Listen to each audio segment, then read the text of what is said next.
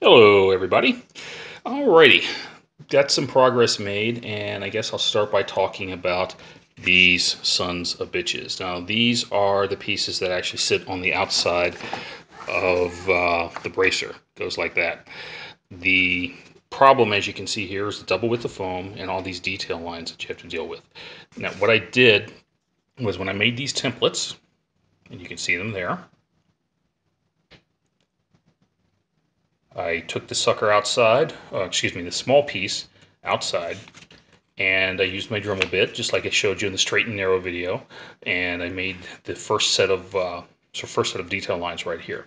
Then to get the vertical detail lines on the side, I took this bit and simply pressed it up against the side of the foam at each appropriate interval.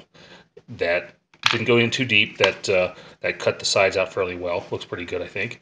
Then I transferred those marks using a Sharpie to the bottom piece. And then I went vertical again with this bit and just back and forth. And then to get these lines right here, these circular lines, I took one of these little sanding drums from the Dremel, and I left it fairly proud of the bit that it goes on.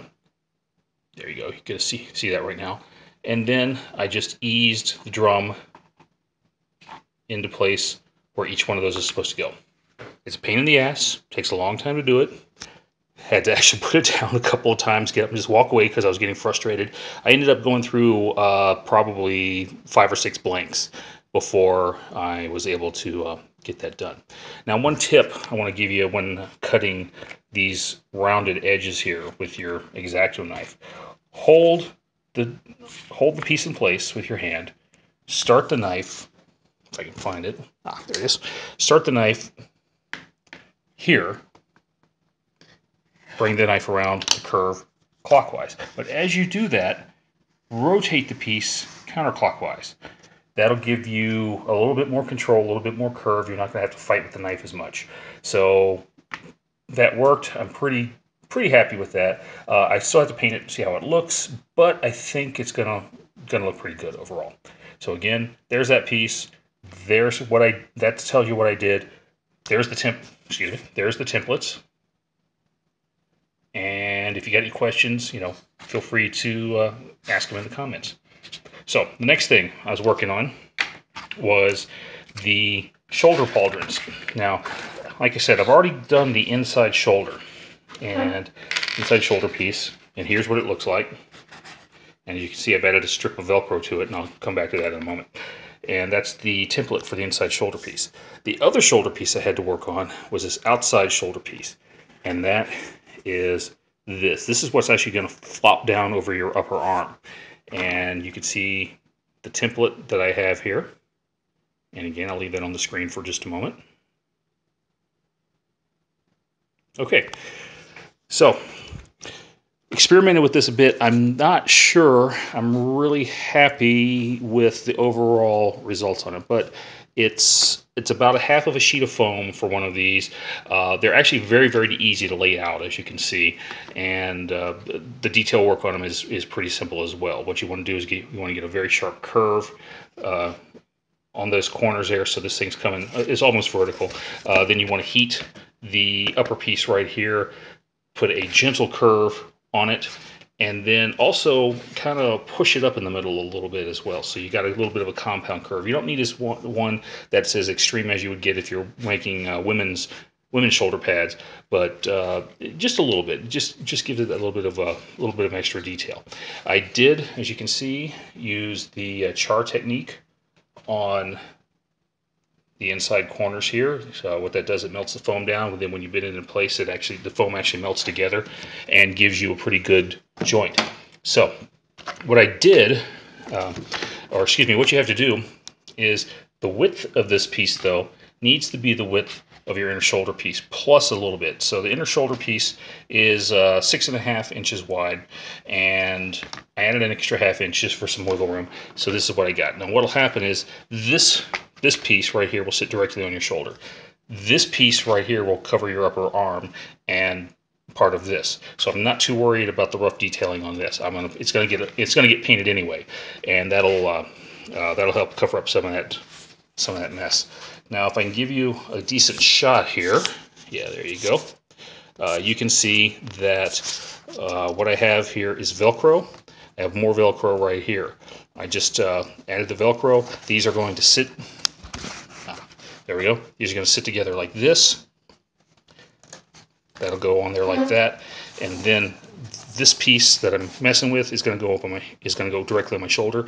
I'm going to have to put some loops right here, but I'm not going to do that until I've actually figured out exactly where the straps running over my shoulder from the chest are going to go. And then I have another piece of Velcro in place right there. And two advantages of that: one, I can take this outer piece off, do a repair or a touch up if I need to. Second one is if I decide I don't like how this outer piece is going to look, piece of cake, I'll just pull it off, replace it. Again, it doesn't take too long to work out. So I think that's it for that. Now the other thing, I was kind of thinking about this on the drive into work yesterday, is that I don't know if you got the elbow guard template.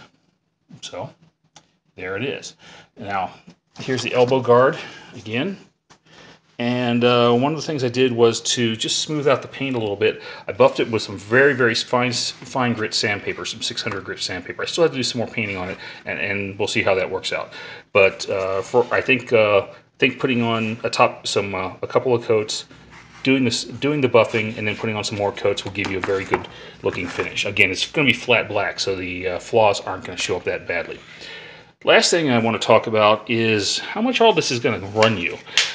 This was something that somebody at work asked me the other day, and well, here it is. I did some very, very rough calculations. Foam is going to run you about 20 bucks a pack at a hardware store. You might be able to get it cheaper online. I don't know. An X-Acto knife is going to be like 5 bucks. Paint, probably 15 to 20 bucks. Brushes, $1 or so each. Poster board, a few dollars. I haven't gotten to the EL wire yet, and I'm waiting for my shipment to come in off of Amazon.com. You can get EL wire kit for 20 bucks. You can definitely spend more than that if you want to, but I'll show you what I get when I get it. I had a Dremel already, but if you want to get one, it's going to cost you about 50 bucks. A heat gun's going to be $15. Glue, about $6 or $8 a bottle. The clothing is going to be probably the most expensive single item, except for maybe the foam. The Under Armour shirt cost me $35. The gloves were on sale, so those are only $20. But still, that's going to add up a little bit, because you also are going to want to get some boots. Again, you might be able to you might have some boots laying around. You might have something at a thrift shop or a surplus store somewhere. So, see if you can find something cheap there. I had a power sander laying around. It's definitely helpful on some of this stuff. Nylon straps and buckles, that's $10 at a craft store or off Amazon. Same thing for a hot knife, although I haven't been using a hot knife very much. I am going to use it a little later on when I start making some nylon loops. Odds and ends, stuff like the Gorilla Tape, stuff like the painter's tape, sandpaper, things like that, little odds and ends. I had this stuff laying around the house, so it didn't really cost me anything, but if you don't have it handy, all this is going to add up. So, the total, we're looking at least $225 and probably more. On top of that, it's going to take your time. It's going to eat at your patience. You're going to have to do research on this. It's going to be frustration, but when you get to that satisfaction portion of putting on something that looks pretty badass, ideally it looks badass, and people ask you where you got it, and you say, I made this myself, I think that's gonna do it for you, even if you're just wearing this as a Halloween costume out somewhere. So with that, I think that's it. I've got some more work to do. I'm about ready to start working on the back pieces, and I'm gonna be figuring those out. So if you got any questions, comments, thoughts, please let me know. Leave them in the comments. Let me know what you think. What you think of the build. How you think I'm doing. And if you got any tips, for me, by all means, leave them in the comments. So I guess that's it. See you later.